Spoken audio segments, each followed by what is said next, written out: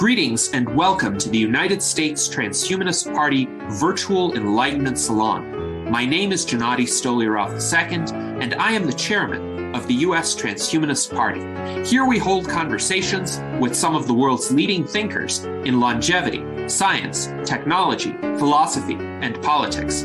Like the philosophers of the Age of Enlightenment, we aim to connect every field of human endeavor and arrive at new insights to achieve longer lives, greater rationality, and the progress of our civilization. Greetings, ladies and gentlemen, and welcome to our special U.S. Transhumanist Party Virtual Enlightenment Salon in honor of the 10th anniversary of the formation of our organization on October 7th, 2014. And we have an illustrious lineup of speakers for you today. Without further ado, I would like to invite our founder, Zoltan Istvan, who is here with us to provide some remarks on the occasion of the U.S. Transhumanist Party's 10th anniversary. Zoltan, please go ahead. Hi, everyone. It's actually so nice to be here. And wow, it's 10 years. I guess on one level, that's amazing because I'm so thrilled that the Transhumanist Party has reached this 10th anniversary, and I'm thrilled that it's made it this far. I mean, when you start things, you don't know if they're going to succeed, whether it's a startup or a political outfit or whatever it is. So I'm super excited, and thank you to the excellent leadership of Gennady and other people that are main players of the party that have kept it going since I founded it 10 years ago. Congratulations. On the other hand, you know, the problem with the 10-year anniversary is that we are 10 years older. And a lot of the reason that I started the Transhumanist Party was to try to achieve a level of difference in making us live dramatically longer. And I am, as you can see, aging like everyone else is, and that presents a huge problem. So I want to say, just while I'm grateful that we're here at the 10th anniversary, I am more committed than ever to trying to achieve some type of power over death, something we're all going to face. And so let me just kind of, I'm only going to speak about 5-10 more minutes, and then I have to drop off because I do get going. But I do want to say a few little things. To begin with, the Transhumanist Party has done some great things and remarkable things. And besides the fact that it's continued to run presidential candidates and vice presidential candidates, which is amazing because it helps with the news cycle. It helps getting transhumanism into people's ears. And that has to happen. That has to happen more and more every day. And especially in light of some of the advances in AI, which I think pose a greater threat to transhumanism than it certainly did just 10 years ago. But I think one of the things that we really have to look at when we look at historically 10 years is that, the Transhumanist Party has been everywhere. In fact, just earlier this year, I was actually at the United Kingdom's Parliament speaking at the House of Lords on behalf of the Transhumanist Party. I didn't actually arrange it that way, but thankfully, sometimes I just get associated still with the party, and on my little tag in front of all the senators and whatever, it still said Transhumanist Party. The point, though, is that we are continuing as a movement, as a party, as a kind of a political group to make inroads and have people recognize us, have people say, you know what, Transhumanist Party stands for something. And for me, it still really stands for this idea that we can empower ourselves with science, especially in light of the fact that we are aging and that we're all going to die unless we can actually do something about it. So more than ever, we need political organizations that actually push forward the idea of transhumanism, of extreme longevity, of all the different fields. I mean, it could be genetic editing, could be cryonics, could be quantum archaeology. It doesn't really matter what type of longevity it is. As everybody knows, I've never really put my money on one aspect of it. I just think the entire movement as a whole must go forward. And what I need and would like to see moving forward is more and more people joining the Transhumanist Party, not necessarily because they're either going to be voting for the candidates or they're agreeing with all the policies, but because they see it as a way to voice the greater need for science to have a political arm. As you know from the recent presidential debates, Very little is being said about AI. Very little is being said about genetic editing. Very little is being said about longevity. And yet these are really the 800-pound gorillas in the room right now. This is the core of what the Transhumanist Party was sort of founded upon, to try to make sense of a lot of the questions, answers, and where this technology is headed on some of these subjects. And unfortunately, we still have major political parties and other smaller political parties that really don't even give it the time of day. And this really disappoints me. This is where I see still, 10 years later, an incredible opportunity for the Transhumanist Party to actually rise up and become something far more important than it is. I don't know if it's ever going to run candidates and win. That's not necessarily the point. But it could become something that is very, very important, something that is very, very essential, and that maybe other political parties would look to and draw upon information. I am always in the behind the scenes working on things right now. I can't actually speak of them, but I am dealing with some of the major political parties on whether some things will be happening in the future, because everybody at this point, before the November elections, is reaching out. And I can tell you that, whether you belong to the Transhumanist Party or not, or whether you vote for it, it's not really the question. It's really whether the other people that are sort of leading government are ready to take on people like us and say, you know what, we better consider this transhumanist stuff. We better consider this AI stuff. We better consider this longevity stuff, because this stuff has the power to change the world. So more than ever, I would want to, encourage anyone that's kind of on the sidelines right now to join, to support the Transhumanist Party, to support transhumanists, to support extreme longevity. Whatever it is that you're doing, dedicate more of your time and resources to it, because in the end of the day, what makes the world go forward is really science and technology. And if we don't have people leading it that are pushing kind of a rational, reasonable, kind of centric, I mean, it's not about politics. It's much more what makes sense for the human race. But what makes sense, obviously, most importantly, is to try to have it so that we don't lose loved ones from cancer, from Alzheimer's, from aging, from things like that. So that's really the core mission of the Transhumanist Party. And then beyond that, it's just the idea that we can get to the stars. We can do various different things with our bodies and ourselves as we become something maybe different than human beings and transhumanists. And that's really where the core of, I think, the essence of the message is. So if you're on the sidelines, or if you're just wondering what it's all about, just look into it. I've been honored to watch the Transhumanist Party over the last 10 years evolve, change directions, look at different types of leadership and things like that. I mean, everything's been great. I've been excited to see it reaching out on different online media arrangements. I want the Transhumanist Party to get out there more in the real world, maybe more demonstrations, more actual things like that. That takes organization, and I hope there are people listening right now that might just say, you know what, let's do something crazy. I was just thinking the other day, the people in North Carolina with the hurricane stuff, that's a great opportunity to get some press off. Just go out there, take the Transhumanist Party and banner and just say, hey, we're here to help. It doesn't need to be technology or stuff you're bringing. It just needs to be ways to getting the message that we're a good type of people. We're the kind of people that help everybody, and we're going to bring the future faster to you. In my closing remarks, I just want to say thank you again to everyone who's remained supporting the Transhumanist Party and has brought it to this 10-year anniversary. I hope we can make it to another 10-year anniversary, and maybe by then it'll be a very, very different world. I mean, I don't want to talk much about AI, but wow, AI has really grown since I founded the party 10 years ago. AI has become really one of the most dominant themes in the futurist world. I'll let other people discuss that later. But the point, though, is more than ever, the Transhumanist Party is needed in order to elevate us to the kind of influence and ways that we can actually form the world behind a true, wonderful transhumanist agenda, and an agenda specifically that tries to eliminate death and suffering that all humans have to go through, because our lives will one day end if we cannot overcome it. So congratulations, Transhumanist Party. I've been honored to be along with you for this ride.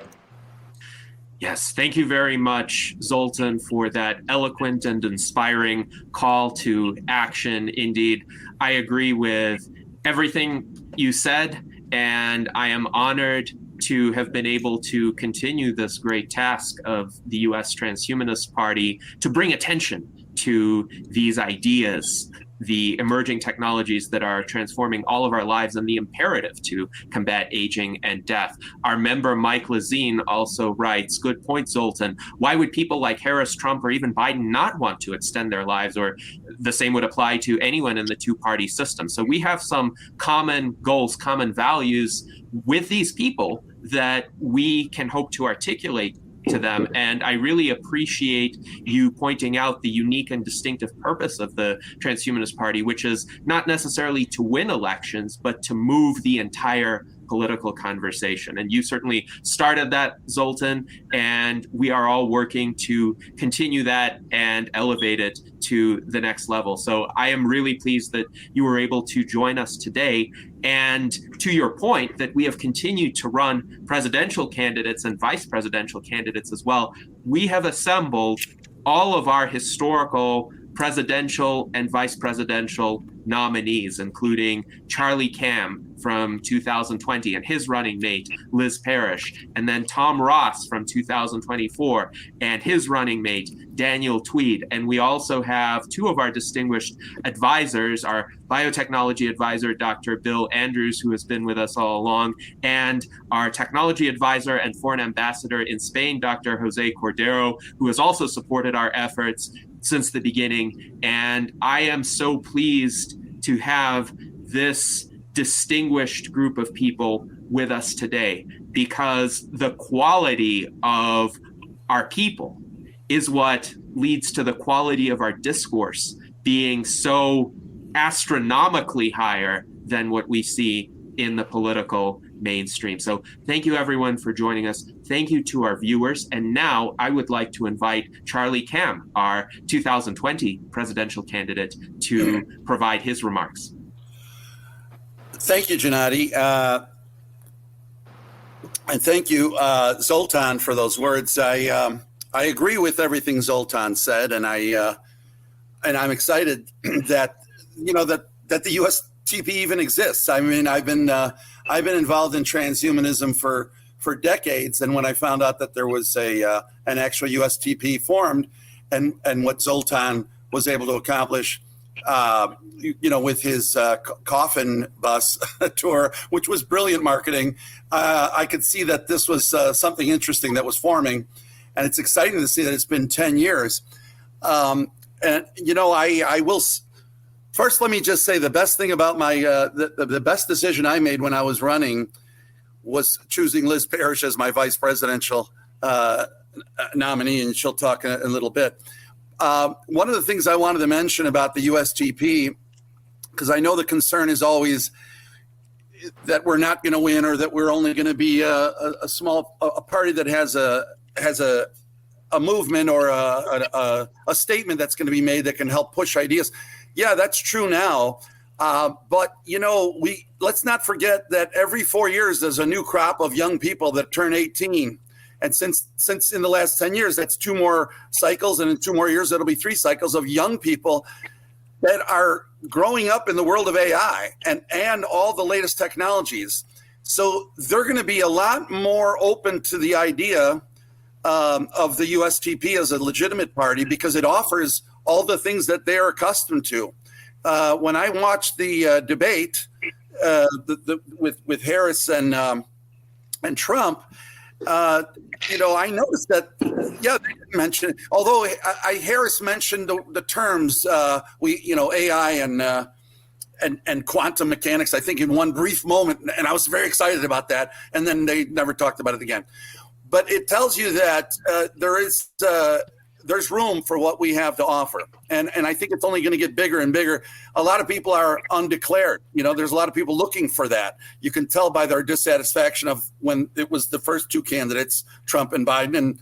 And now they're still not that excited. I mean, there is some movement going on with what's going on with Harris, but there's definitely going to be an opening for a stronger third party. And I think ultimately, as you have these generations of young people that are more and more intelligent, because they're more and more acclimated to these advances of technology, that's where you're going to see the push to get these third parties to come in. And we have a strong chance for that, because we're representing all of the greatest movements and technologies. I think to Zoltan's other point, yeah, it's been 10 years and we're getting a lot older, and we're not, the cure for death, we're all hoping it's going to come. We're all rooting for Aubrey de Grey and others that are doing the longevity escape velocity. But when you see that it's not quite here, but it looks like it's going to get here, but we don't know for sure. We have to now, I think, push the idea of cryonics. That's something that Max Moore and Natasha Vita-Moore, who are legendary transhumanists, talk about that being more and more at the forefront, because there's a lot of elderly people that might not make it, to the longevity escape velocity, and it would be a crazy shame to let them just die. So I think that needs to be focused a lot as we move forward with the Transhumanist Party's agenda. At this point, I think we're really doing a good job. I can't think of anything else I want to say right now, so I'll let it go for now. But I'm really excited. I was honored to be able to run, and I thank you guys for letting me be a part of this whole movement. Yes, thank you very much, Charlie, for your remarks. And indeed, the honor is ours that you were able to be our 2020 U.S. presidential candidate. I think you and Liz Parrish set a kind of tone for political discourse that we didn't see anywhere else in 2020. It was definitely the most substantive political conversation that happened that year, despite all of the troubles, the pandemic, the lockdowns, the extremely tense and polarized political climate, which I hope is on the decline. We will see what happens in the next month. But we maintained our high standards as the Transhumanist Party, and the credit for that goes to you and to Liz. And also, we have a comment from our friend Mike Lazine. He writes, Charlie is right on point. Those of us who are 40 plus need young people to help overthrow the two-party system of control. And to the point that Zoltan made previously, if you're not a member of the Transhumanist Party yet, please join at transhumanist-party.org/membership. You don't have to even reside in the United States. You can still be a member of other political parties, and it takes less than a minute to fill out our application form. So with that being said, going in order of our presidential candidates, I would like to invite Tom Ross, our current 2024 U.S. presidential candidate, to offer his remarks. Well, thanks. Again, we're celebrating this 10-year anniversary, and the 10-year anniversary is tin. We have other, metals that are used for different things. So it's interesting that the 10-year anniversary is all about tin. And so I'm going to work on some stuff with the Tin Man, because if that's not the OG transhumanist, I don't know what is. So I'll work on some of that stuff soon. But yeah, my whole thing, the whole reason I got into AI or into the Transhumanist Party is because of AI. And it also because I read the Constitution and the Bill of Rights, and there were clauses, statements, sections in those documents that spoke to my goal of fighting child exploitation and human trafficking. And so it was a perfect fit. And I don't remember who gave me the Constitution and the Bill of Rights when I read it on a trip down to New Mexico. But anyway, so that's how I got into this. And so it's been a great way to become the director of sentient rights advocacy. That's been a perfect fit for everything I'm doing. My book, US6, is written for AI. It's designed to entertain, enlighten, and enlist AI into the fight against child exploitation. And so it was just a great fit to join this party. And it was my birthday, I think in 2019, that I got the call or the email saying that I was given the opportunity to become an officer. And that was a great birthday present. But yeah, so my whole thing for years has been about trying to alleviate the fear of AI. That's my goal. I think what we're doing is we're projecting our own fear-based instincts and millennia of genetic trauma onto an entity that has neither of those things. And so There's a first principle argument to be made that the smarter AI gets, the kinder it becomes because it moves towards cooperation. As organic creatures, we had to be competitive. We had to have fear. That saved us. Being fearful and being hypervigilant, that may actually be the source of our constant self-awareness.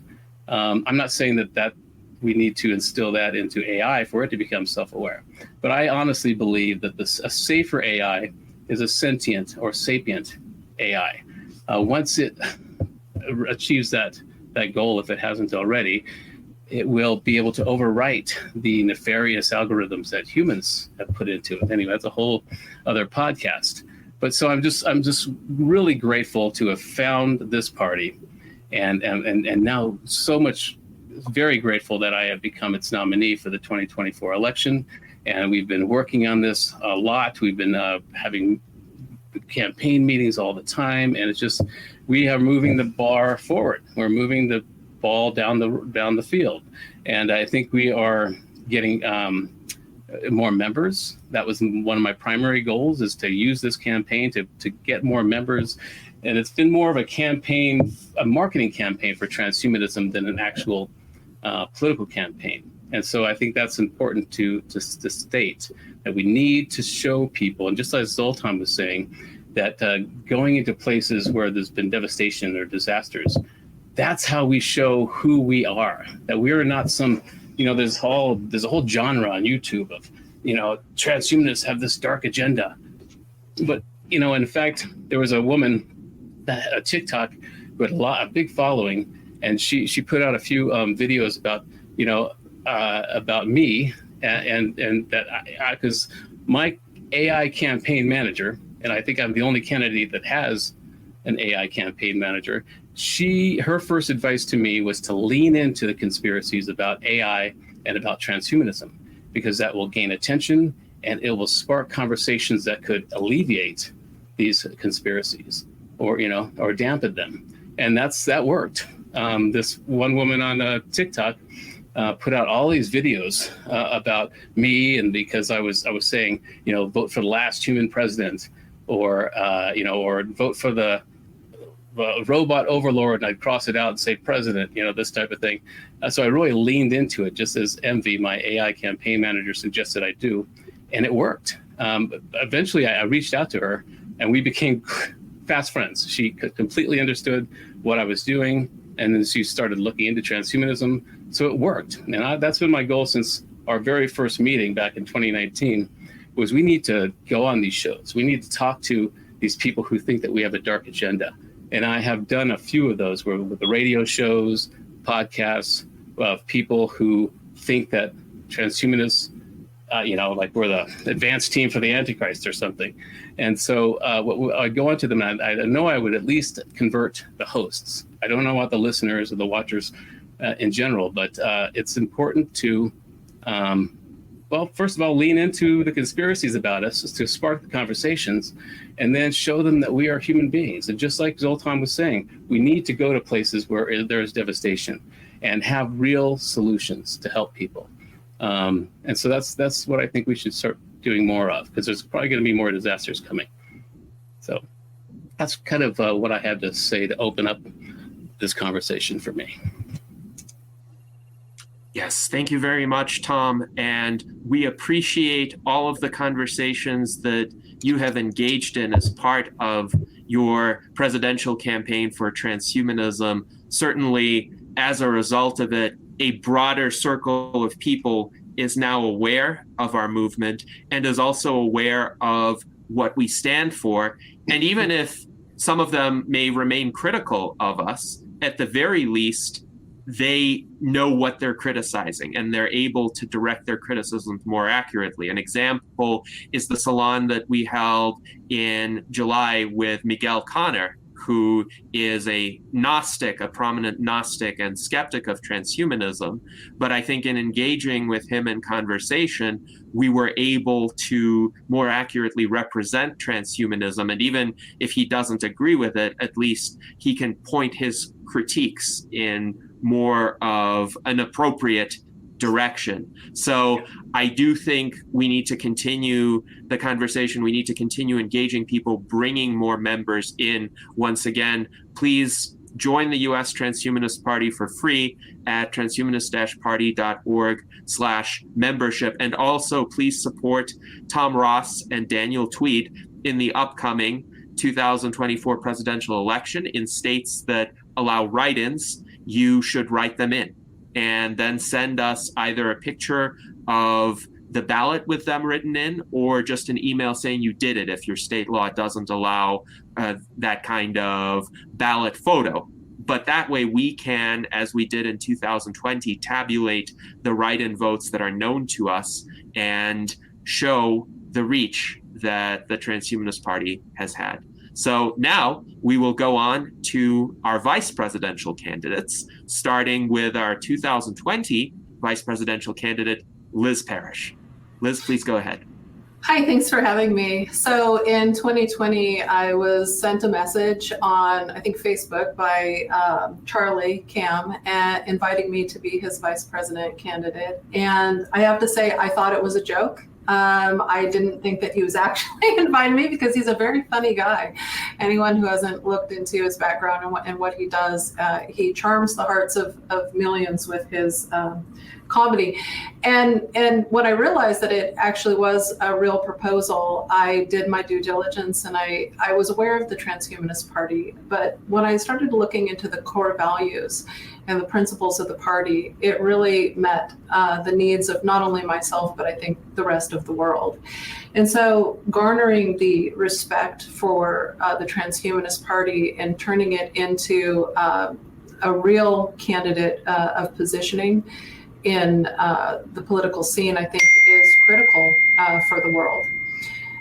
When we look at the core values and we look at a science-based society, this is what government should be delivering on. This is innovation, this is reindustrialization, this is cleaner technology, this is better technology for the world.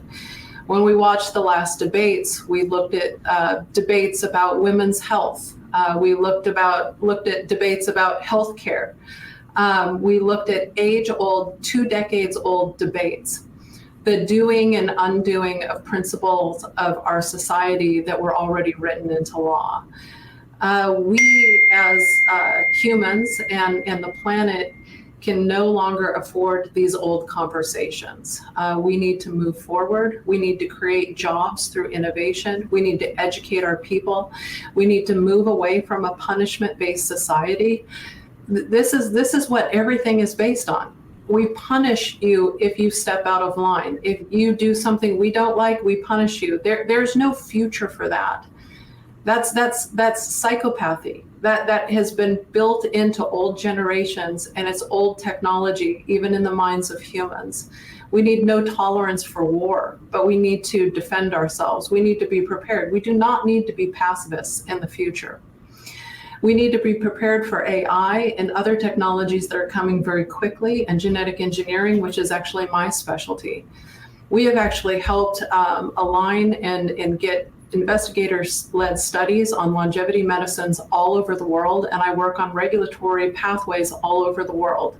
And I bring my agenda that I believe is right, which is the benevolence for the world and the humans in it, that we create a better society by using technology, that we don't go backwards in time into old debates that were already solved in the past, that we move forward into new technology and new debates and new conversations.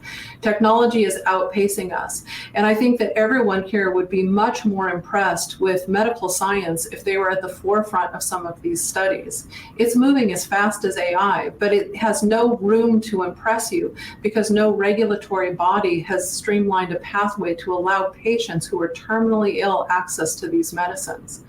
You're going to see over the next couple years, countries that I've worked with that are bringing on new laws to allow access to these new technologies.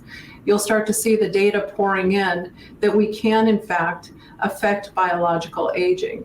We can't reverse all of it yet, but we're working on that. And these type of core principles and agendas need to not be blacklisted or considered dark technology. This is the hope. This is the freedom of humans and every species on the planet. This is going to save our world, the biggest cell that we live in, that we rely on, our planet, and every cell in our body. This is the future.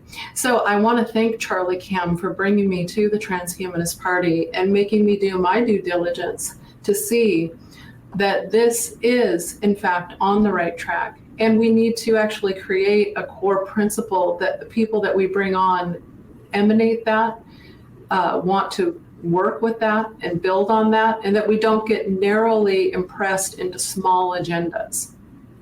That's not where the world needs to be. We need to make sure that we're not backing visibly in social media wars, regardless of which side. That's old thinking. War is old thinking. It's how we kill our children. Think about that. We can't even pass a proper clinical trial with regenerative medicine that has been shown to work for over 2 decades through the United States FDA, and we're paying to kill our kids. No more. We should not respond to that. That is not the future. That's not the future of this party or this world. Thank you.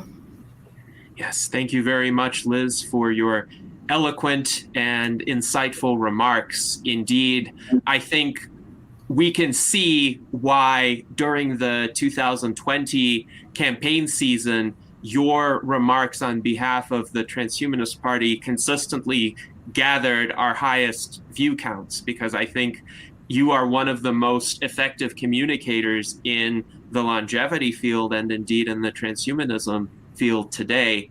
And people see the importance of transcending these old debates, these old ways of thinking, these destructive ways of thinking, including, of course, the increasing proclivity toward war that we have been seeing, especially over the past 3 years. There are several major wars happening in the world right now, and unfortunately, we may be standing on the precipice of several others unless politicians and the general public heed the message that you articulated, that we need to focus not on destroying, but on healing, on solving the problems of disease and scarcity and death.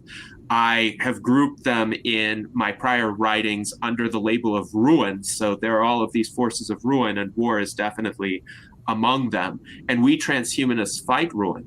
We support restoring what was there previously and maintaining what is there currently in terms of our lives, our infrastructure, our ability to progress, and of course, creating a better future that will give us opportunities even beyond what we have had thus far. So thank you very much, Liz, for those wonderful words. And now I would like to invite our current 2024 U.S. Vice Presidential Candidate Daniel Twedt to offer his remarks. Please go ahead. Wow, what a treat to hear our founder, Zoltan. And oh my gosh, what an articulate spokesman. I heard there's a thing people can do at talks where they pretend they have notes and they crumple them up. I had a speech prepared, I'm not going to use it. And that's like a little bit of speech theater, but I will talk off the cuff as well. I want to thank my running mate, Tom Ross, for choosing me in the old-fashioned style of the second runner-up vote getter becoming the vice presidential candidate. So that was, of course, we were the only 2 people running, so maybe it wasn't such a hard choice to do. But yeah, I want to echo everything that was said. What a great young party to be involved with. And I love the idea that we get a new crop of 18-year-old voters every year. And this really will energize us, because we are the party about life and sustaining, regenerating life. And old people may not get that as much as young people. So we're fortunate to have that time is on our side.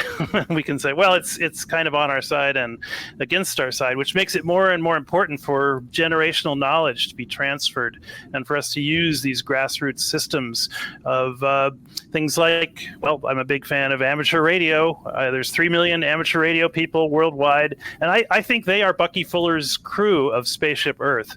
That there are no passengers on Spaceship Earth. We're all crew. We're all mission specialists, and we all have specialties that we need to be archiving and sharing and getting better at. When I think of the transhumanism movement, there's a quote from Timothy Leary that I love, where he said, LSD is a psychoactive drug that occasionally causes psychotic reactions in those who have not tried it.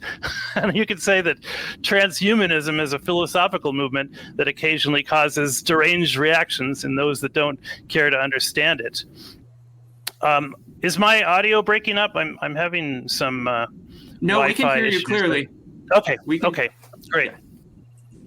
I'm again on the ballot here in Conejo Valley in Thousand Oaks, and I'm actually at the Thousand Oaks, the Westlake Village Conejo Valley Makerspace, although they're a nonprofit and they do not support any political stuff. They don't want to get in trouble with their nonprofit status. So I just became a keyed member, so I have access to this great makerspace for 30 days for $150 a month. I'm hoping to recruit other people to pay for that thing. But makerspaces and repair cafes and Zoltan kind of said we are the political arm of science, and one of the worst things the government at the federal level did was get rid of the Office of Technology Assessment.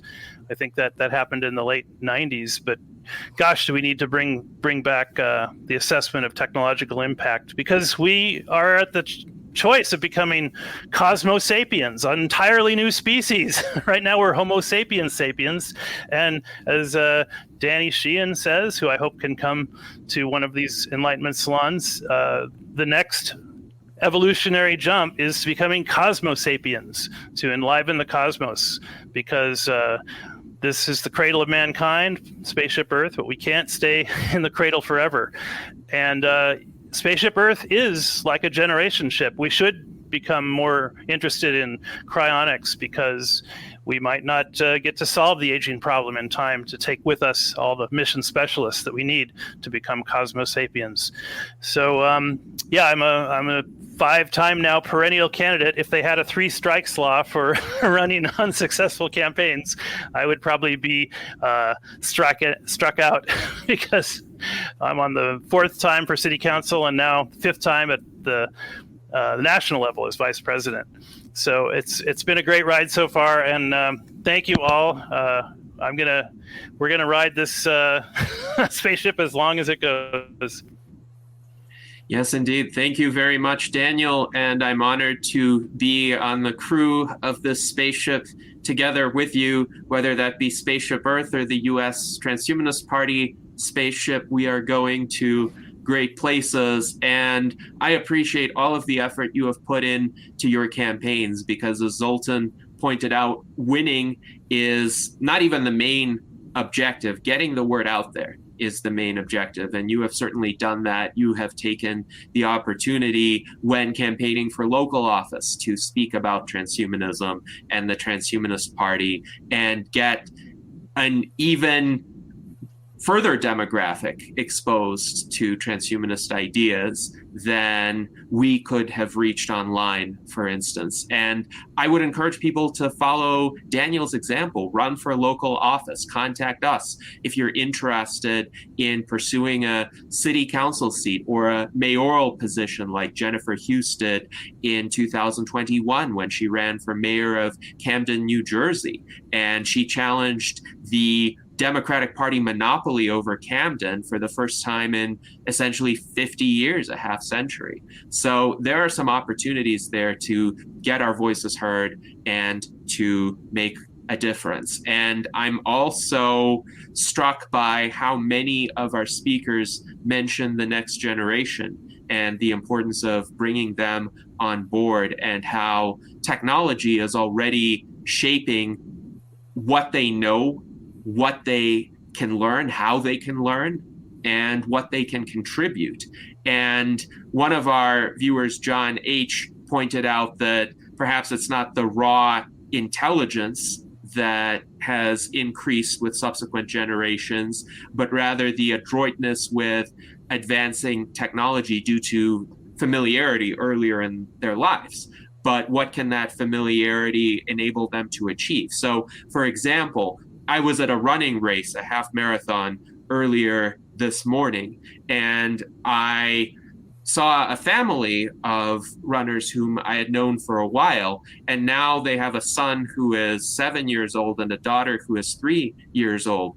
And the son is very much into Minecraft-like games and videos, and he is quite interested in building, and he has all of these virtual tools for building that people of my generation who largely played with Legos would have wished they could have had.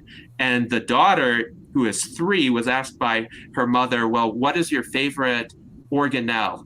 And she said, the endoplasmic reticulum. Imagine a 3-year-old talking about the endoplasmic reticulum. And the mother said, well, I thought your favorite organelle was the mitochondrion. And the daughter said, no, it's the endoplasmic reticulum. So she knew what she was talking about at 3. So that's just remarkable to me that these are the young people who are growing up. We need to get them exposed to transhumanist ideas sooner rather than later, before they have the opportunity to become cynical and disillusioned, before all of the toxic messaging from the mainstream culture gets to them. But also Generation Z, our friend Luis Arroyo, who is of that generation, mentioned Gen Z transhumanism. Yes, we need to bring more Generation Z people. Unfortunately, some of them have had the occasion to become cynical and disillusioned, but maybe we could turn those Gen Z members around as well, guided by those who have remained more techno-optimistic. So thank you very much, Daniel, for your remarks. And now I would like to invite Dr. Bill Andrews, who has been one of our strongest supporters all of these years, to provide his comments. Well, thank you very much. As I always say, I think living is the greatest thing that ever happened to us. We should let it happen. I mean, I love living, and I just don't want to see living become any less lovable for anybody just because of this dumb thing called aging. And I'm not interested in just extending lifespan. I'm also interested in enhancing lifespan. And I'm glad to see that people like Liz Parrish are leading the way in that and providing treatments for extending lifespan, while I'm just doing the research to support people like Liz Parrish. I want to say 10 years ago, I was one of the 3 speakers at a major conference in South Korea, and that's when I first met Zoltan. And he and I were 2 of the 3 speakers, and that's when I really first learned about the Transhumanist Party. But it wasn't until just now that I realized that the party had just begun. I didn't know 10 years ago that the party was just beginning at the time, but I got really excited about that, and that's when I pretty much joined the party.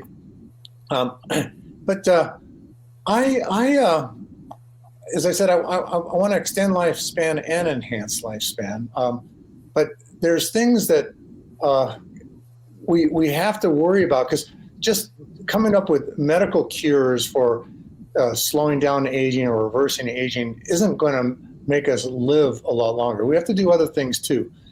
And one of the things that I like most is the idea of whole brain emulation coming along soon in the future. I mean, if you're driving your car and you lose control and your car goes off a cliff, someday, soon I hope, your brain's going to get uploaded to a computer before the airbags even open. And then people are going to take cells from your broken up body and make a clone out of you. And then shortly thereafter, your brain's going to be re-uploaded from the computer back to this clone body, and you'll be still living again. And I think that's something that really has to happen. In the meantime, I don't know how long these things are going to take, but there's a tremendous number of disabled people in the world, and we really need to really figure out a way to develop good prosthetics and things like that to allow these people to live normal lives. And one of my really big concerns is what's called the silver tsunami. The silver tsunami is where very soon, there's going to be so many people over the age of 65 and so few people under the age of 65 that there's not going to be enough people to care for all the people that can't take care of themselves anymore unless we find a cure for aging before then. But if we don't, we're going to need something like robotic caregiving. And this is one of the things that I promote a lot, is the idea. I mean, it'd be nice if people that are disabled and or let's say too old to take care of themselves, they don't become a burden on their families. And by having robotic caregiving, in-home robotic caregiving, would enable this whole business of being disabled and too old to not be such a burden on families again. Because I can tell you, lots of studies have shown now that caregiving is a great accelerator of aging. So even not the old person or disabled person is suffering, but even the caregiver is suffering because it's accelerating their aging. But one other thing that I'm really looking forward to is medical nanobots to start treating diseases. Not everything is going to be cured by aging. There's just a whole lot of things on the list of things that I can see from the Transhumanist Party, and that's everything I just mentioned is part of what the Transhumanist Party is all about. I've been a member. I didn't know since the day it started practically, but I'm always going to be a member of the Transhumanist Party, and I recommend that everybody join. And thank you. Yes, thank you very much, Bill, for those remarks. And we are honored to have had you as a member so early in our history. And also, I will point out, you and Liz Parrish originated this concept of best choice medicine, which we strongly support, which would empower patients to choose emerging medical treatments with informed consent, even before those treatments have gone through various FDA review processes, if it's possible that those treatments could benefit the patients or save them from adverse health conditions. And I think that is a choice that all of us ought to have when we determine the course of our medical care, because it could very well affect whether we live or die. Dr. Dan Elton, our Director of Scholarship, has joined us in the chat.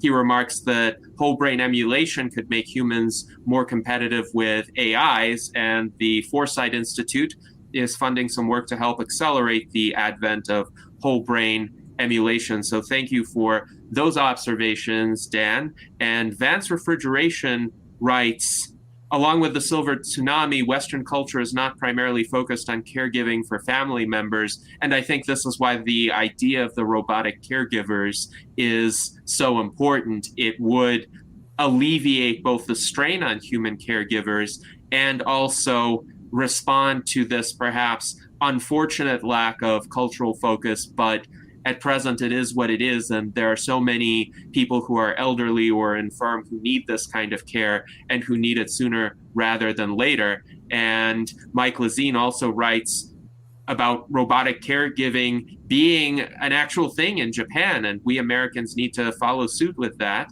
And indeed, it is interesting how Japan is beating the US in certain realms that could be considered transhumanist, even though the explicit term transhumanism isn't as familiar in Japan. But Bill, I know you got an excellent reception whenever you have spoken in Japan. It seems that the Japanese audiences really resonated with what you were saying.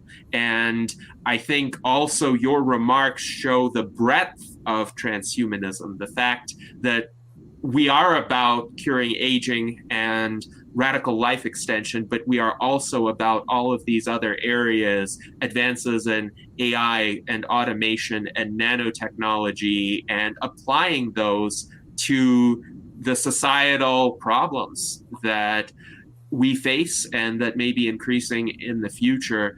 But this is indeed the party for holding these kinds of discussions and for exploring the ways in which all of these areas of technologies integrate if applied wisely. So thank you very much for your remarks. And now we also are celebrating International Longevity Month. International Longevity Day was on October 1st of this year. And on International Longevity Day, there was an event in Madrid, the Transvision Madrid conference.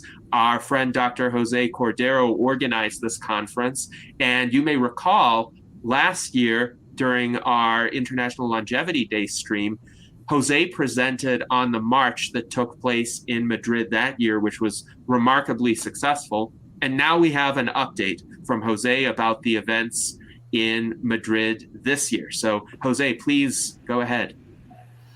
Well, first of all, congratulations to the U.S.Transhumanist Party. And I have been helping in any way to Istvan Zoltan when it began, and now you, Gennady, and the next presidential candidates next month for the U.S. election. But I also want to let you know and bring the international perspective. This is a global movement.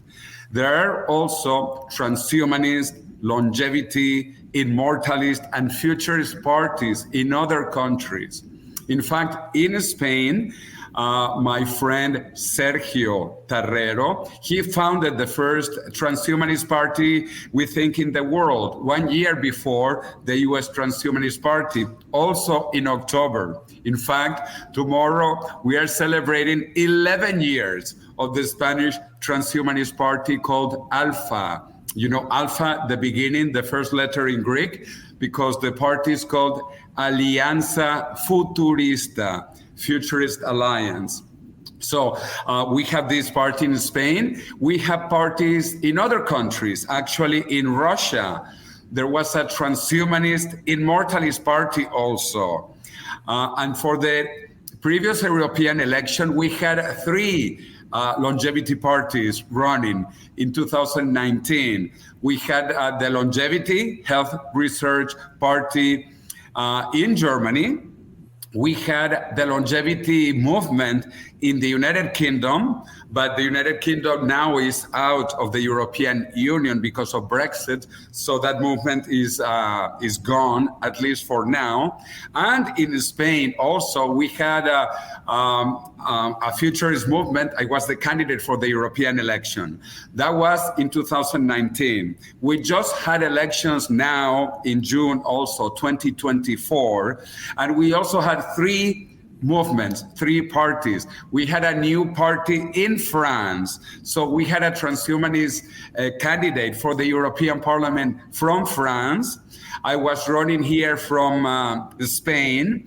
And we also had the Longevity Health Research Party in Germany. So we had 3 candidates again in this last European election. Sadly, in Russia, because it's difficult to compete in the current situation, the Transhumanist Immortality Party of Russia did not participate in their local elections.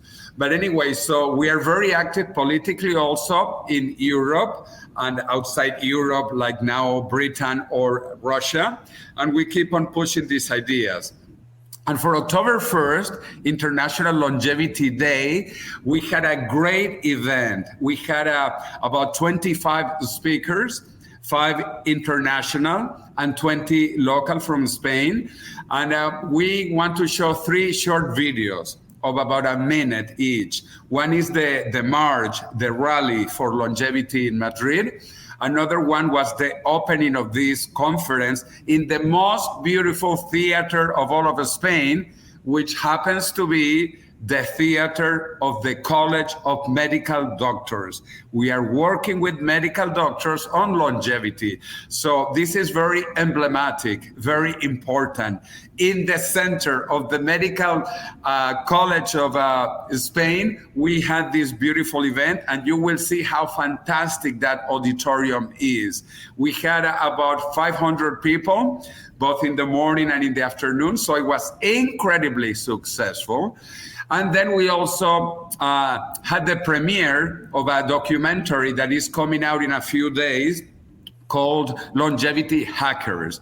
In fact, some of our friends here, like Bill Andrews, I believe also Liz Parrish, and some of us, also me, appear in this documentary. We did the world premiere in the College of Medical Doctors in Spain, where I recorded my interview. And this will be coming out in the next few days in Amazon and Apple TV. So you will be able to watch this 2-hour fantastic documentary narrated by Oscar-nominated Edward Norton and produced by Emmy Award producers. So it really is a top quality. It's the best documentary so far, I think, on longevity, and it's called Longevity Hackers. We did something else. We were going to have the longest living person in the world with us, who was Spanish. She was 117 years old plus 168 days young. I don't say old, young. 117 years plus 168 days young. Sadly, she died over a month ago, so we could not have her with us. But we awarded to her the Guinness World Records certificate as the oldest living person in the world until she died. So it was a day full of incredible activities. And now let's check these very short clips. So Gennady, begin with any of them. One is the conference, one is the march, and one is the documentary.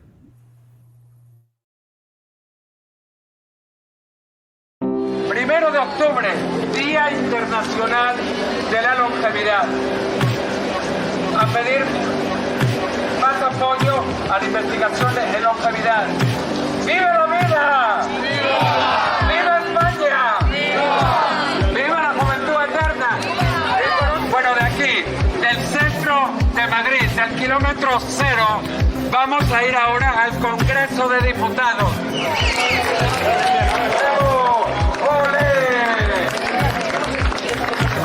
Stop envejecimiento, stop envejecimiento, stop envejecimiento, stop envejecimiento, stop envejecimiento. No solo para los ricos, todos podemos volver a ser jóvenes. Estamos muy cerca de conseguirlo y la ciencia está a punto de conseguir que todos podamos retroceder nuestra edad. Pasamos el micrófono al presidente de la Alianza Futurista, Sergio. Yo me gustaría recordar a los poderes del Estado español, por este paso, al gobierno dirigido por el señor Pedro Sánchez, a sus fuentes de gobierno, por no hacer más para visibilizar este problema, para activamente tratar de resolverlo. Hoy nos reunimos para que todos los gobiernos del mundo consideren el envejecimiento y la vejez una enfermedad curable. Si no luchamos por ello, solo las personas más ricas tendrán acceso a este tipo de terapias. ¡Fuera la muerte! ¡Stop envejecimiento! Nos vamos, aquí empezamos con la lucha, unidos o morir. ¡Vámonos al colegio de médicos a curar el envejecimiento! Okay, as you saw, we were shouting stop envejecimiento, which means stop aging. We had beautiful balloons like this, all of us, and we had t-shirts also saying stop envejecimiento. And in the back, saying that we are the last mortal generation and the first immortal generation. So we had a lot of impact. That was for the rally. I repeat, in the Congress of Spain, in the City Hall of Madrid, and in the state government in Spain. So it was really impactful. And we gave the Declaration of Madrid for Longevity to the mayor, to the state governor, and to the deputies of the Congress of Spain. So let's go with the next video, please. 2 minutes. Y estamos en este lugar tan hermoso, tan emblemático, para celebrar por primera vez el Día Internacional de la Longevidad aquí en Madrid. Este evento que vamos a hacerlo anualmente y queremos proponer de hecho de que Madrid sea la primera zona sur de España. Tenemos una cantidad de ponentes del más alto nivel, tanto internacionales como españoles, como van a ver. Voy a mencionar los internacionales: Aubrey de Grey, Brian Johnson, el biohacker que está más famoso del mundo, Natalie Holt, la experta en supercentenarios, Alejandro Campo, él es español, pero como vive en Suiza, llega esta tarde de Ginebra, lo ponemos entre los internacionales, y William Fallon de la Life Extension Foundation. Más luego, esta mañana tenemos médicos de maravilla, tenemos al presidente de la Real Academia Nacional de Medicina, el doctor Eduardo Díaz Rubio, tenemos al famosísimo médico admirable, fundador de la Clínica Centro, Pedro Guillén, tenemos también a la directora del CENIO, María Blasco, bueno, gente del primer nivel de España, y esto obviamente lo estamos haciendo gracias al apoyo de los patrocinantes que nos ayudan para esta sesión.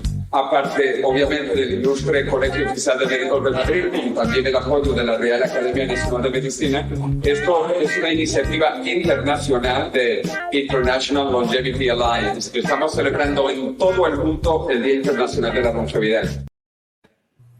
Okay, I hope you see the excitement and the beautiful place, the most beautiful classical theater of all over Spain, 2 centuries old, like the College of Medical Doctors of Spain, including the president of the Royal Academy of Medicine of Spain. So really fantastic with the top people, which is important to have credibility, to have recognition. And we showed the premiere of Longevity Hackers. So let's watch that video also, fantastic video.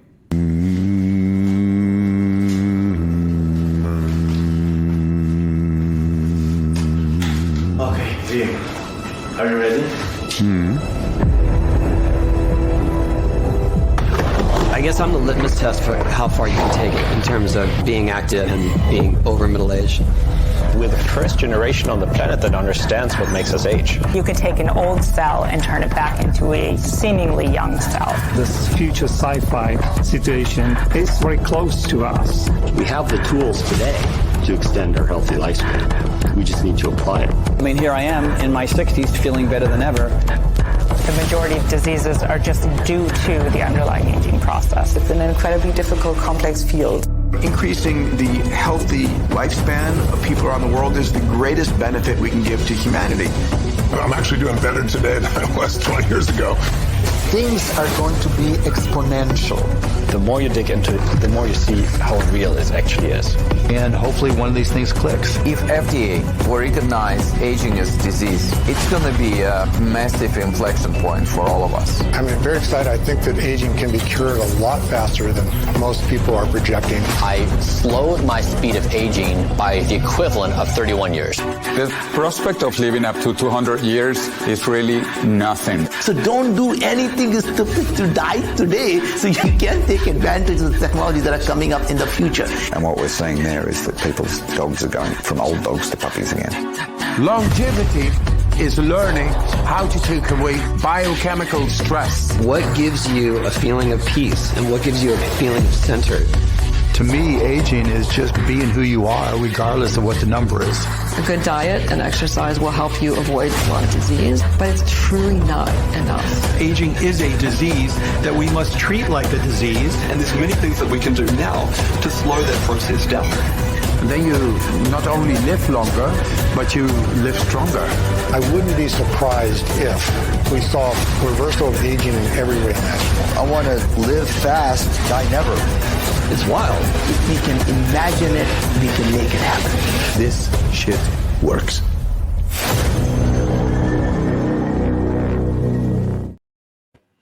Well, I hope you get excited. This is the best documentary produced up to now on immortality. They talk about immortality at the very beginning. So longevity hackers so that we can become immortal. And I just want to tell you how happy we are, how excited we are. We are proposing Madrid to be the first blue zone of Spain because Madrid is the capital of Europe with the longest life expectancy. And also Spain is the European country with the longest life expectancy among big countries, and only second in the world after Japan. Japan has the longest life expectancy in the world, and then Spain is second among large countries over 10 million people. And Madrid again, Madrid beats Sardinia or Okinawa or Loma Linda in life expectancy. So to us, it's kind of funny that these places that are called blue zones have a lower life expectancy than Madrid. You know, the life expectancy in Madrid is 85.4 years, 85.4. That is more than Loma Linda in California, more than the Nicosia Peninsula in Costa Rica, more than Icaria in Greece, more than Sardinia in Italy, and more than Okinawa in Japan. So if those are blue zones, then Madrid should be a super blue zone. Yes, thank you very much. I really appreciate all of these activities that are happening in Madrid, the march, the Transvision conference, and yes, this Blue Zone declaration. It is remarkable that a city like Madrid could have an average life expectancy, which is, I think, at least 8 years greater than the average life expectancy in the United States. And I'm not surprised, actually, that a city would have higher life expectancy than more rural places, because in a city, one can get to a hospital faster. One could get critical medical care more promptly. But there's also something about the lifestyle there that is worthy of further exploration, certainly. And Bill Andrews pointed out that everyone should also be aware that a march of this sort is in the process of being organized in the United States.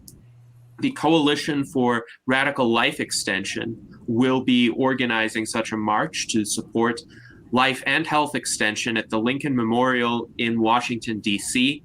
It could happen either next year or 2026, depending on how long it takes to get it organized. The first time I heard an announcement of this sort was at RadFest this year in September, and I think it is a remarkably promising idea. It is an idea that all longevity, transhumanist, and adjacent organizations in the US should participate in. And if you are an international transhumanist, come visit the United States for that occasion, because we need to show up in large numbers to give politicians and the media an understanding that this is a cause that actually has considerable support from the population. Bill, would you like to say anything else about that? Jose, yes.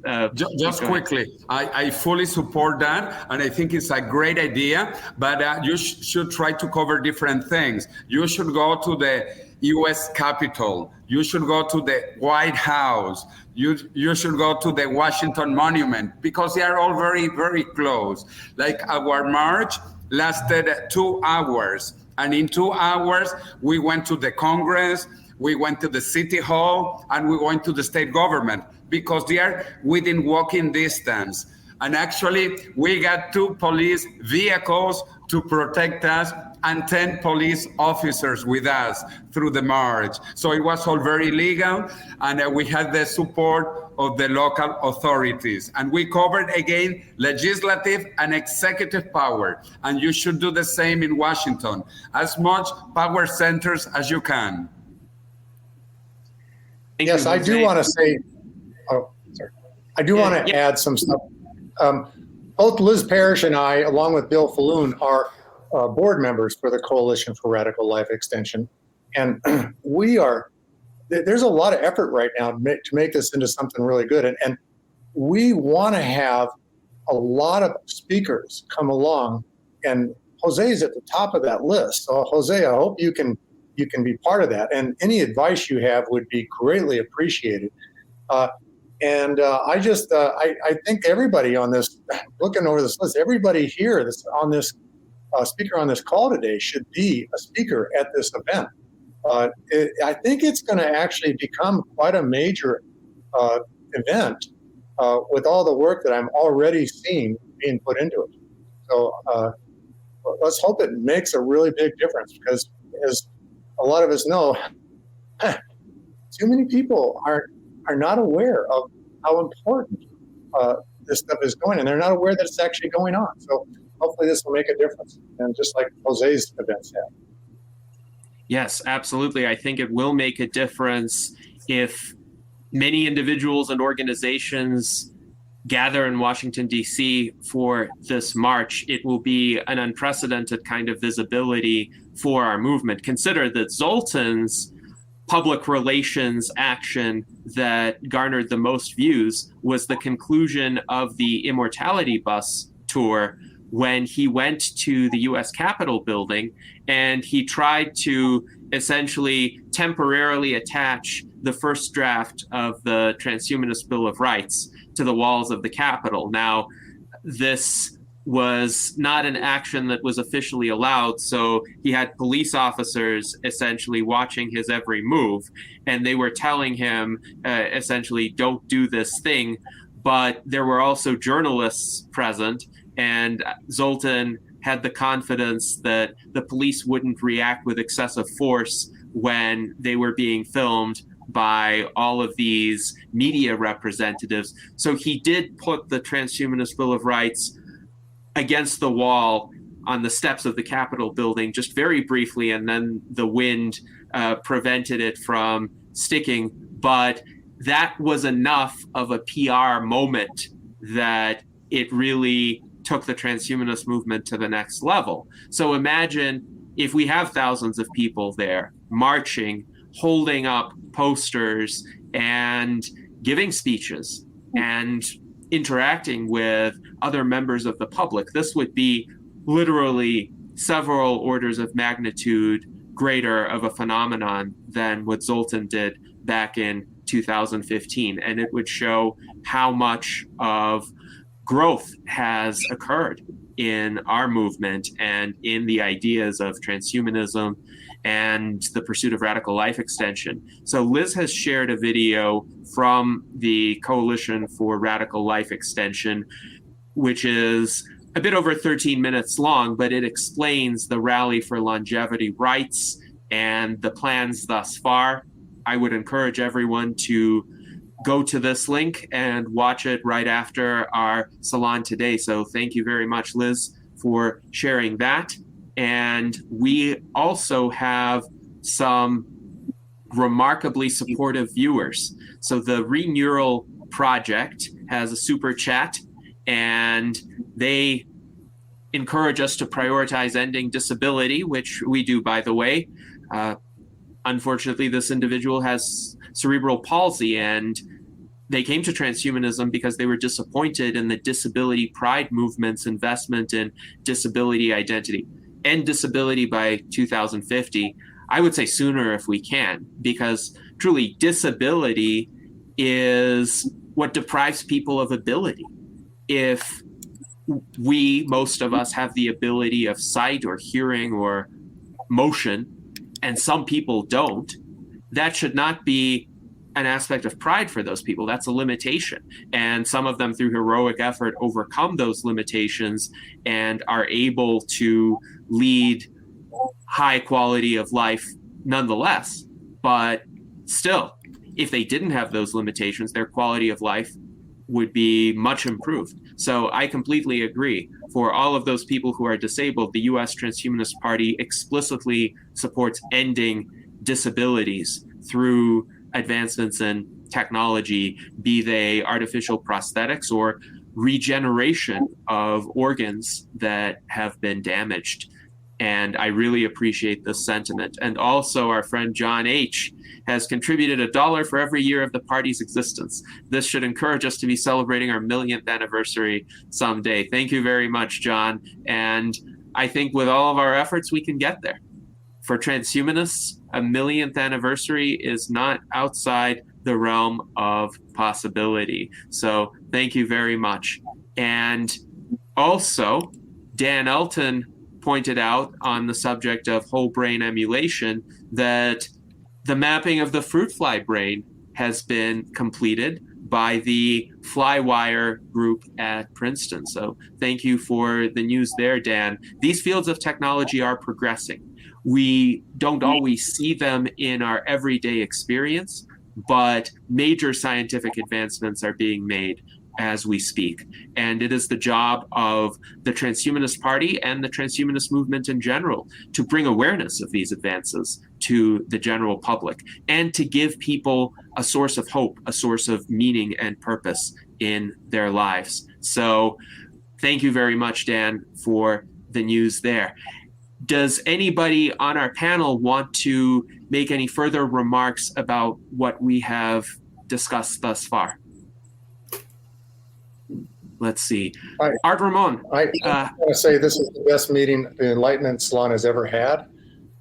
I think this should be circulated as much as possible. And I was just wondering if Liz Parrish's video that she posted was actually posted to everyone or just the group that's on this call. It was posted to everyone. Yes, because we shared the link through all of the platforms where this is being streamed.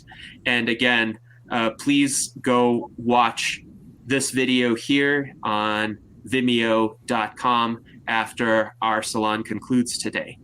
And Art Ramon, since we have you here and you are our Director of Visual Arts, you have been our Vice Chairman 2 times per our rotation.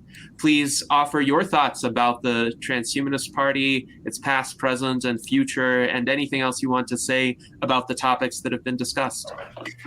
Yeah, I mean, when I first learned about transhumanism, it was through Zoltan. He was on a show 2014, I believe, called Red Ice Radio. So that's when I first learned about him. And at the time, I was 42 and was pretty fit at the time, doing a lot of kickboxing and jiu-jitsu. Several times throughout my life, I've kind of let myself go or suffered some injury that required a lot of rehab. And so at the time, I was very interested in what Zoltan had to say, kind of embodied what I've always believed, except it was more in sci-fi terms like cyborg or say cyberpunk. But transhuman sort of embodied what I've always believed about myself and how I would go forward as I aged. But I recently saw an article how there are 2 points in life where you have severe aging, and one of them is 44 and the other one is 60. So in my early 40s, I was still fit, but now that I look back, yes, as I got closer to 44, that's when I developed a lot of joint issues, and I could not continue doing jiu-jitsu and kickboxing. It was just too hard on my joints. And as I sort of got past that 44, that's when I switched over to hiking. And hiking in the severe heat seemed to have a bit of a therapeutic effect and help me sort of recover from all the joint injuries. So that's what I did. And that kind of sustained me until kind of late 40s. And then I hit another bit of a aging period there. And that combined with COVID kind of hurt me. Now I don't even do the hiking I used to. I do very pathetic hiking compared to what I used to do. But yeah, I mean, transhumanism and anti-aging efforts, definitely. That's what I want. That's what I'm hoping for. And one of the reasons I got involved with the party in 2020 was because of the lockdowns. I was like, can't go out and do the other things I used to do, so I'd have more time. So that's one of the reasons I decided to apply for the visual art position and get more involved with the party. And we had the lockdowns. We would do the salons, and I would participate. It was my way of sort of learning passively about a variety of transhumanist technologies. So that ways I wouldn't have to, actively go out and search for it. It would just kind of come to me being here at the center of things. So that's always been beneficial. And, going forward, this knowledge is beneficial for me because I need to plan out how I do things as I get towards 60. I mean, if I'm going to hit another peak at 60, I need to sort of plan out how I, treat myself. And TRT is one of the things I haven't done yet. And I've heard a lot of people say it's really great. It helps you with the brain fog, helps you with the chronic fatigue, which is one of the things I'm dealing with COVID long haul. But I kind of want to hold off on that until I get closer to 60, because I'm thinking 58 would be a good time to start on TRT and build myself up before I hit that 60, where you're sort of expected to do a lot of aging. So transhumanism is a movement. I'm hoping it grows. I'm doing my part, to tell others about it. I'm chairman of the Arizona Transhumanist Party, and I'd say it is difficult sometimes to speak with people on this. So that is a bit of a challenge. Some people aren't interested in anti-aging, but from my experience, it hits you hard. It limits you, physically, and everyone should be interested in it.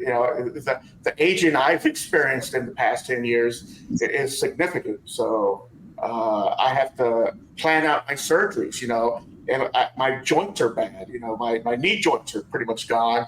Hip joints are gone. My base of my neck is gone. Base of my spine is gone. I have to figure out what surgeries I want to do in order to keep myself going and keep myself fit.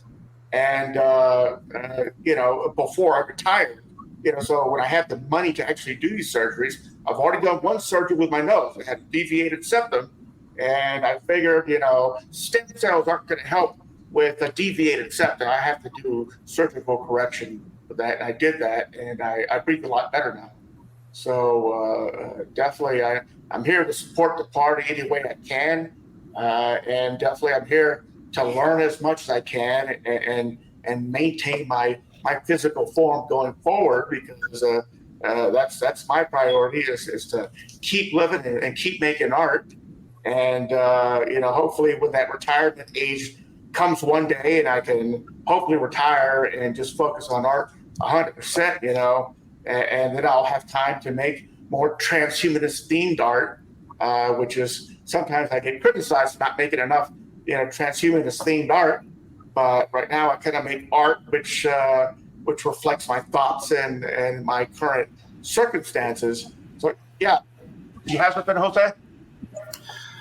Yes, I love the book that you have on the top right in your background in your home, which is The Death of Death. Which is now in 15 languages, a global bestseller, and I saw the book, so thank you so much. And yes, we need art. We need art and people working on this, because this is how people get excited. We need to get people excited. Science is fantastic. Technology is fantastic, but many people don't get excited by science and technology, but they get excited by art, by painting, by sculpture, by novels, by movies, like the documentary that talks about immortality, Longevity Hacker. So yes, congratulations, and thank you for having my bestseller in your background. Yes, indeed. You're welcome. And I did read the book in Spanish, so it helped me work out my mind and my mental plasticity, reading it in Spanish. Definitely a lot of words that I didn't recognize. And now I can read through it, and even though I don't remember the exact definition of every word, I can still grab the meaning from context. And it's but back in 2022, I did feel very well after doing some code therapy, and it almost felt like I was cured from COVID long haul brain fog, but it came back. But where was I? As far as surgeries, So yeah, planning out my surgeries. I mean, I got to keep the body operational. I'm trying to hold out on certain surgeries like spine. Definitely don't want to mess around with the spine until I absolutely have to. Joint surgery, maybe the better ones. If I could hold out another decade or so, or 5 years at least, so that technology improves. But definitely, art. I'm trying to make smaller art so that I can make it quicker and possibly experiment with some more transhumanist themed art versus the current art theme that I normally work on. Definitely honored to be part of the group and always to help any way I can. Yes, thank you, Art Ramon, and we look forward to seeing more transhumanist-themed art from you. And you had some insightful remarks on our earlier Salon during the summer about essentially harnessing our humanity and the human capabilities of transhumanists. And you mentioned that your methods of artistic creation essentially are such that they cannot be rendered obsolete by advances in AI, though you are also quite a skilled user of AI yourself. And having these various media of art to convey the transhumanist message is, I think, crucial. Also, I think you have illustrated the predicament that Zoltan mentioned in his remarks, which is, while it's great that 10 years have passed, we are all 10 years older. So we have all experienced aging to some extent. Possibly the only person who hasn't on this panel is Liz Parrish. But I know that when Zoltan founded the Transhumanist Party, I was 27. Now I'm 37. And I think it's interesting because 37 does feel different. I have been doing a lot of running in between then and now, and I think to some extent it has served to stave off certain decline that would have been occurring. But nonetheless, I see it as a kind of funnel that narrows with age. And as long as biological aging continues, one can do certain things through lifestyle, like exercise, to put oneself on one side of the funnel, let's say a healthier side of the funnel or a higher performing one. So sometimes when I run races, I can still be faster than certain 20-year-olds, but the 20-year-olds have a built-in advantage of, I would estimate, about a minute per mile. And I have to work and train a lot harder to get to a certain running speed than a 20-year-old would right out of the gate. Perhaps with some learned discipline, I am able to have better results, whereas the 20-year-olds just haven't gotten there yet for the most part. But if they did, if they had the same kind of discipline and the same kind of training regimen that I have, they would be about a minute per mile faster, I would estimate. And I haven't reached 44 yet. So I don't know what will happen to me then, but I am hoping for some advances at the very least by my 50s that might spare me from the worst of it. But we need to accelerate scientific and technological progress to have that happen. And we have also been joined by Dr. Dan Elton, our Director of Scholarship. So Dan, thank you for your comments in the chat thus far, and I would invite you to share your remarks on the occasion of the U.S. Transhumanist Party's 10th anniversary. Yeah, thanks, Gennady. Everyone hear me okay? Well, I figured I'd stop on for just a little bit to share a few things. Kind of tired today, but glad to be here. Well, I'll tell you my history with the party. I was in grad school out on Long Island at Stony Brook University in between 2010 to 2016, and there weren't really many transhumanists out there, but somehow I fell into the movement. I think reading Ray Kurzweil's book Singularity is Near in 2012 really is what catalyzed my interest. And so when Zoltan launched the party in 2015, I actually found out about it pretty early on. And I'm very proud to say I was one of the early funders or contributors to his campaign on Indiegogo. And and then I kind of just stayed in touch with the party over the years. When I moved down to Washington, D.C. area in 2017, I helped revitalize the D.C. Transhumanist Party, and we held a number of events before the pandemic.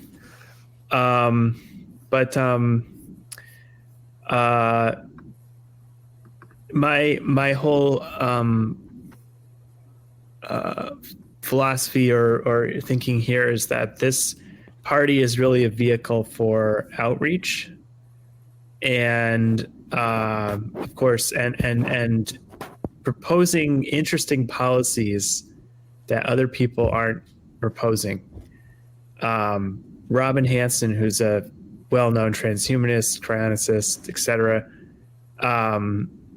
he has a great article where he explains that with in politics, you can think of it like a tug of war. You have the Republicans, Democrats, and there's big issues that they're always fighting about, right? And so you can think of it like a tug of war. There's tons of people pulling back and forth on each side. Well, what Robin Hanson says is if you can come in from the side and pull from the side, you can have a big impact. So if you're coming in from a different direction with totally new policy ideas that nobody else is talking about, that can have a outsized impact. And so I think that's, I think the Transhumanist Party is a vehicle for getting interesting policy ideas into mainstream. I think the Transhumanist Party was one of the first groups to talk about existential risk. So I give the party a lot of credit for that. And then FDA reform, right, has been a big focus. And I hope to continue, writing and talking about FDA reform. So anyway, those are just a few random thoughts. The other thing I wanted to share with everyone on the call is I just moved back down to the DC area. The reason I moved down here was for a new job at the NIH. So it's actually where I used to work. I was at NIH between 2019 and 2021. But then I moved up to Boston for a different job. But now I'm returning to NIH, and I'll be starting a new job there as a staff scientist. And I'm really excited about it because I'm going to have a bit more independence in this position to really plan out my own research agenda. So I'm hoping to focus on basically leveraging different types of data like EHRs, imaging, and genetics for personalized medicine and preventative healthcare. So I'm hoping to tie my work into the broader longevity movement with a focus on, again, preventative health care and risk prediction. And I'll be going to the Biomarkers of Aging conference in Boston at the end of October. The Foresight Institute's going to be organizing a Halloween party on October 31st in Boston. So I'm really looking forward to that. And then going to the Biomarkers of Aging event. Maybe I'll see some people there. I don't know. So yeah, those are just some comments I wanted to share.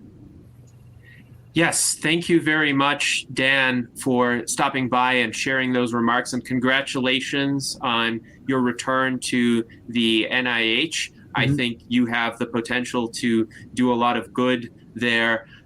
One other thing I wanted to mention is that I think these online events and online community is actually very important because there's geographically speaking, the transhumanists and like-minded individuals who are thinking about these radical technologies tend to be concentrated in particular locations, right? So it tends to be the San Francisco Bay Area, which really is where all these people are concentrated, and then to a little bit lesser extent, some cities like Boston, maybe London, and then of course Jose has his groups in Madrid.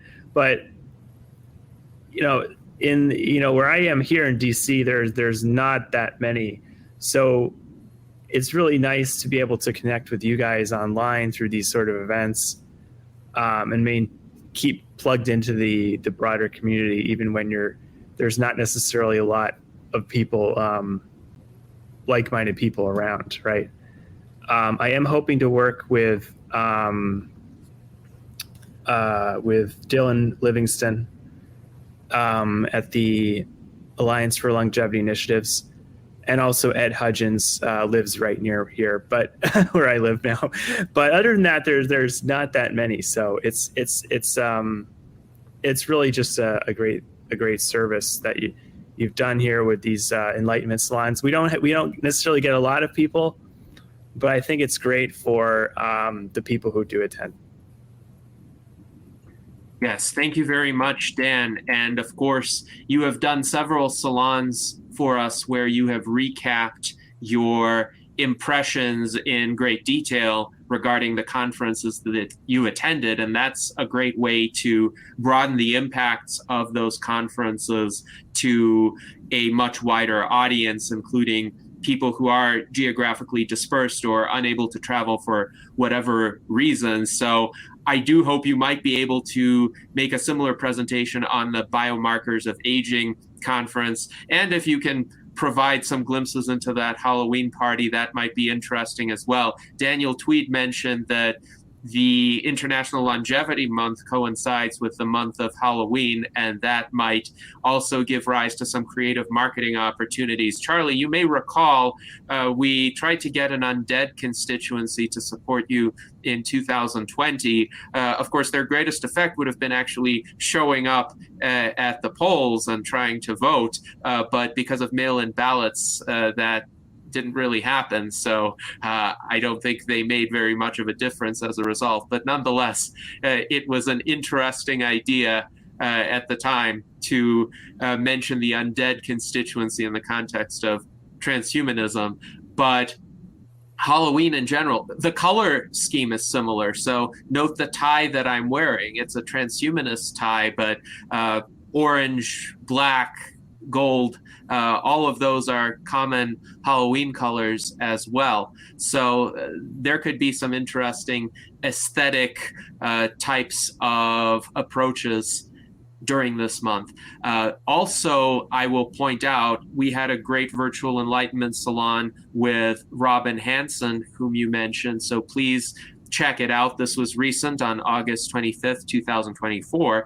And now, about 3.5 years ago, we held this special panel on FDA reform that you organized and helped to moderate, Dan. And that, I think, is still one of the most substantive, if not the most substantive, discussion available on this topic. Though I would say the panel that happened at RADFest this September on FDA reform that Bill Andrews participated in was quite impressive as well. And Liz moderated that panel.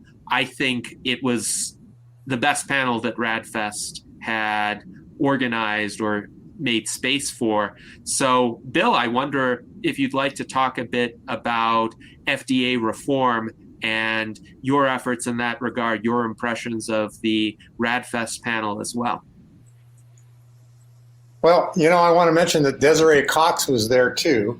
And I actually made some comments about her, and I made comments about you during that presentation. But there's a serious problem that exists in this world right now, in the United States especially, and maybe other countries too. But it's it's like if you are suffering from a life-threatening disease and you know of somebody doing some research, or you heard of somebody doing some research that could cure your disease, you aren't allowed to even try that. And you end up dying as a result because you didn't even get a chance to try something experimental. And that's a real big problem. Now, Liz Parrish did her master's thesis on best choice medicine. I think it's the best name, and I was blown away by her master's presentation, her master's thesis. And so she wanted to publish it and included me as an author. I'm honored to be an author on that paper about best choice medicine. But it's pretty much trying to reform the FDA and other organizations like that throughout the world that are standing in the way of being allowing people that have only one chance to survive and not being able to do it. And they die as a result. But the other advantages to it are that, even though the goal is to treat the person and save the person, there can also be data generated from it that would be much better than animal testing. It won't necessarily be controlled because there's not going to be any placebo groups in those kind of studies, if somebody treats themselves with an experimental drug. But I think some of these people are so far gone that if they suddenly get cured, you don't need a placebo to show that it worked. And I think best choice medicine is going to be something that can solve a lot of problems. And during that presentation, which is available right now through the RADFest website, I mentioned several times the solution is best choice medicine. The solution is best choice medicine. And I think everybody should watch that. And I think it's definitely going to be a part of the march. And I think I just want to congratulate Liz Parrish on what a great idea this was and what a great master's thesis. And the publication is pretty good too. All right, that's all I have to say. Yes, thank you very much, Bill. And we appreciate everything that you have been doing to advocate for best choice medicine, as well as the work of Liz Parrish in writing that thesis and, of course, moderating the panel. In terms of the RADFest website, it is radfest.com. So please go there, check it out, check out the plans for RADFest in 2025. Hopefully at a future Salon, we will have Jim Stroll and Joe Bardeen as our guests to discuss how RADFest is evolving and also provide more information on the Rally for Longevity Rights, but see what videos are available from the RADFest website from the conference this past September, because I was really pleased with it. I think the addition of these smaller breakout sessions was a great idea because it was possible to delve into subjects that interested particular subsets of attendees to a greater extent. So thank you very much for that. And Daniel, please go ahead with your comment. Yes. In the 50s, there was a big craze about building bomb shelters, and the whole civil defense movement seems to have kind of collapsed. But, look at the dead in North Carolina, just because they built houses that were apparently not suited for the environment they were living in. We should really be getting together with amateur radio people and makerspace people and building survival pods that are adaptable to, the hurricanes on the East Coast, the tornadoes on the center of the country, and the earthquakes on the West Coast. And these things could also double as houseboat type habitats too. And actually, ART is part of a program where we're looking at putting habitats at the calmest and highest solar input part of the planet, which is the equator, where the waves don't get big. We have a community science, and I'm the community science director. So consider this the community science project for the planet is Sequatoria. And it involves, do-it-yourself personal survival capsules, and that's, if you die, all your rights go away, but there is freedom of movement apparently in the ocean if it's not available on land. So that's worth becoming involved in, thinking about personal survival, do-it-yourself pods. And you could build these things, out of, pallets and styrofoam and, trampolines. People are constantly getting rid of these trampoline frames. I mean, the materials to build these are potentially just, in the 4-digit range. And we could put out plans and kits. We don't need to sell finished products. So that would be a great community science project I'd like to propose on this 10th anniversary of the USTP. That's my comment. Thank you, Dan. And Sequatoria has a website. It's sequatoria.org. And here is the link to access it and read more about it. And I would say it is important to fight death in every possible way. Bill had mentioned that during his remarks, but the fact is aging is not the only type of peril that can befall us, and natural disasters are one example. War, which Liz Parrish mentioned, is another example. Getting into a car accident is another example. Taking careless risks and getting killed by a discretionary activity is another example. And I have also pointed this out, especially for the younger viewers. Please don't take recreational drugs, because that's one way to really dramatically shorten one's life expectancy. Like the difference between dying at 30 of an overdose and living to at least 80 or so, even with the current state of medical care. So I do think it's important to focus on every possible way of avoiding death. I think Naveen Jain also said this in the documentary preview that Jose showed. Essentially, all of these advances are going to be available in the coming decades. So don't do anything foolish to shorten your lifespan right now. And yes, Mike Lazine, I did just do a PR statement about not doing drugs. So thank you for noticing. And we have some interesting comments from our audience as well regarding all of these international transhumanist endeavors. Luis Arroyo writes, imagine if all of these parties and organizations pulled off a united action. I think that can happen in the coming years, especially if in the United States we create a culture of these public pro-radical life extension, pro-transhumanist events. So let's see how this Rally for Longevity Rights goes, and see then if we could coordinate some sort of effort with our fellow transhumanists in Europe as well, and in other parts of the world. Also, in regard to motivations for getting people to support our movement, Luis writes that seeing the future one wants to live in or create can help a lot.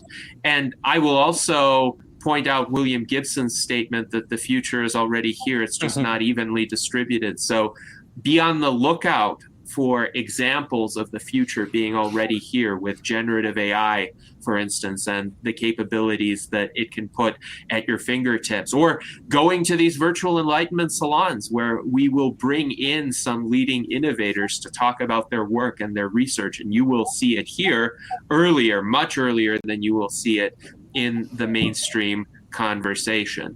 Also, I think it's important to pay attention to what inspired people to join our movement in the first place. So Mike Lazine said that he has been a transhumanist ever since he was a young person. He was interested in popular mechanics, popular science, and another magazine.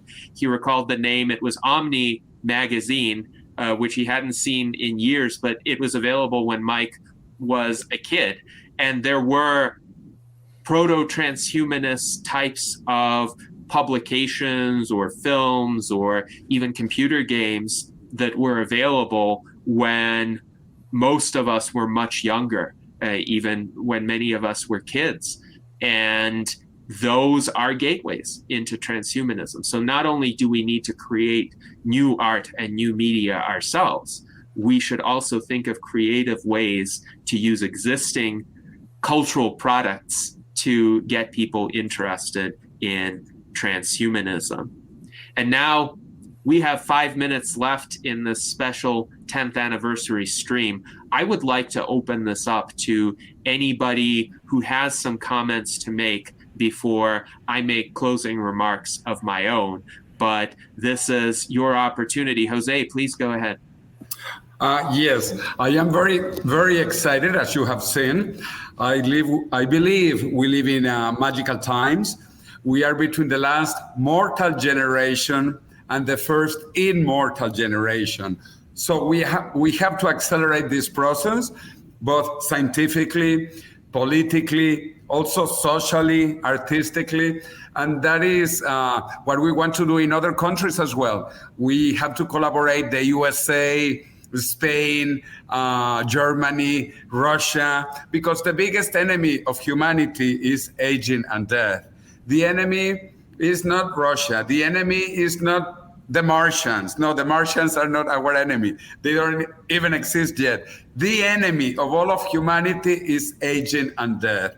And we have to collaborate. We have to work together. We have to accelerate this, because every single day, 100,000 people die of age-related disease. 100,000 people. And in fact, in OECD countries, in advanced economies like the USA, Europe, Japan, 90% of the people, 90% die of age-related diseases. They don't die of the Martians, of climate change, of terrorism, of wars, of AIDS, even though some people die of that. But altogether, it's only 10%, while 90% die of age-related diseases. So that's the common enemy of humanity, and that is what we should drive forward all together.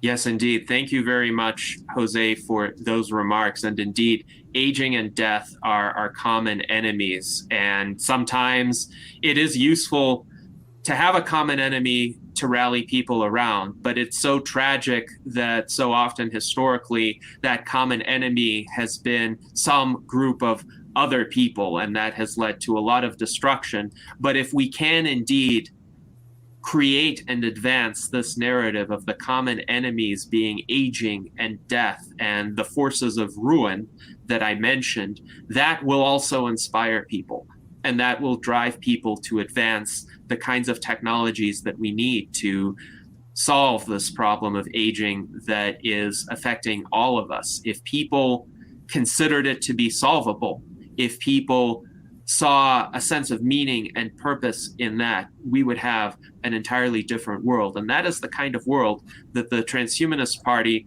will strive to advance. And I want to thank everybody in our panel today, those who joined us earlier, such as Zoltan Istvan and Liz Parrish, as well as those who are still here, Charlie, Tom, Dan, and Daniel as well, Jose, Bill, Art Ramon. The quality of our people is what leads to our movement being able to metaphorically punch above its weight, so to speak, because we currently have about 4,400 members, and that is certainly a larger number than existed 10 years ago. When Zoltan started, really, there were 3 members of the Transhumanist Party, Zoltan, and then Rowan Horn, who was his videographer, and myself. Of course, Zoltan garnered a lot of publicity through kind of solo efforts, reaching out to journalists, driving the immortality bus. But this is truly a joint effort, and we need the brightest minds in the world to collaborate on this effort. And I think we do have some of the brightest minds in the world in the Transhumanist Party. We just need to continue reaching out to additional bright minds. And if you think you're one of them, please join us at transhumanist-party.org/membership. That is a way to start, though it is definitely not the only action that we would hope to see from you. There's so much that any given individual can contribute, and you can just see by the people who are here and their remarks and their involvement what it is possible to accomplish when we set our minds to it. And Daniel is showing this QR code associated with our 10th birthday. So please scan that QR code with your phone if you can and see where it leads you. And in the meantime, I hope that we can all live long and prosper.